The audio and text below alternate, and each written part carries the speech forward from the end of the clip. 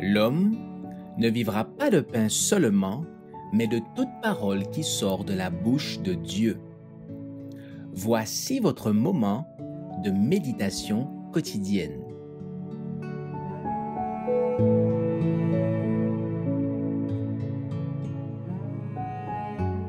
Passé, présent, avenir, le 30 novembre. Je cours vers le but pour remporter le prix de la vocation céleste de Dieu en Jésus-Christ. Philippiens, chapitre 3, verset 14. Ne savez-vous pas que ceux qui courent dans le stade courent tous, mais qu'un seul remporte le prix? Courez de manière à le remporter.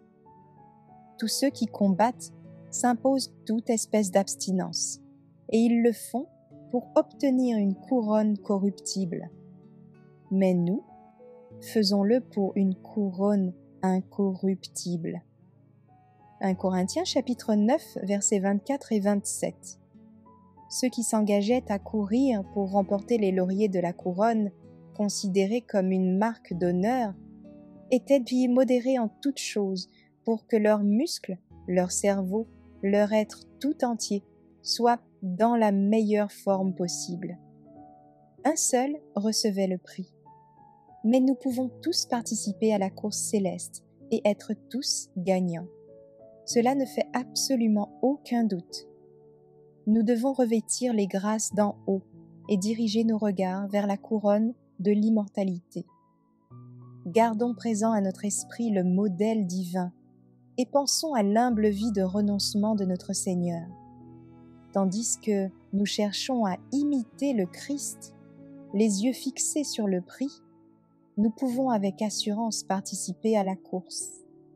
Les païens, sans être dirigés par une conscience éclairée et sans craindre Dieu, se privent et se soumettent à la discipline d'une formation, évitant toute influence dévalorisante pour obtenir une couronne périssable et les applaudissements de la foule. À combien plus forte raison les croyants, qui participent à la course chrétienne en espérant l'immortalité et l'approbation des cieux, devraient-ils s'interdire les stimulants et les satisfactions malsaines qui dégradent les mœurs, affaiblissent l'intelligence et assujettissent les plus nobles facultés à l'esclavage des appétits et des passions animales?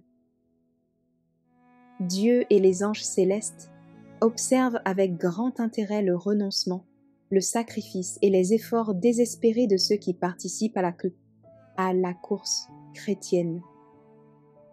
L'issue de la course n'est pas incertaine pour tous ceux qui respectent les conditions de la parole de Dieu et se sentent responsables de leur corps, désirant préserver leur vigueur physique, afin que leur esprit soit bien équilibré et leur conduite saine.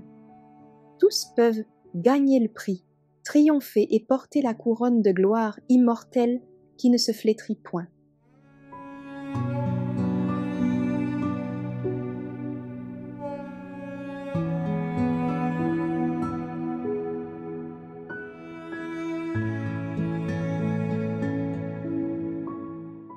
Merci d'avoir écouté cette présentation. Assurez-vous de nous rejoindre demain pour votre moment de méditation quotidienne avec lereste.org.